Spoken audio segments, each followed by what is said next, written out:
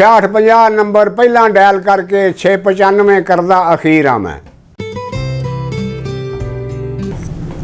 मेरा पता जे दोस्ता पुछदे हो कैलियां वाले दा रिहाइश पजीर हाँ मैं। मेहनत करके रोज़ी कमा लेना, ना मुरीद मेरा ना कोई पीर हाँ मैं। 0345 ते 303 दोवें करदा अपने कोड तहरीर हाँ मैं। 6650 नंबर पहला डायल करके 695 करदा अखीर हाँ मैं। हाथी सने असवार जो चीर सुट्टे अबाबील दी ओ शमशीर हाँ मैं। अज तक नहीं जिन्हों को टप सकिया उस पिंड दी ओ लकीर हाँ मैं। अगर तुहानू मेरिया नज़मां साडा चैनल पसंद है तो तुसी इहनू लाइक करो, शेयर करो, कमेंट करो तो साडा चैनल सबसक्राइब करके नाल ही घंटी के बटन नूं दबा दिओ ताकि तुहानू आउण वालियां नज़मां दा पता चलदा रहे।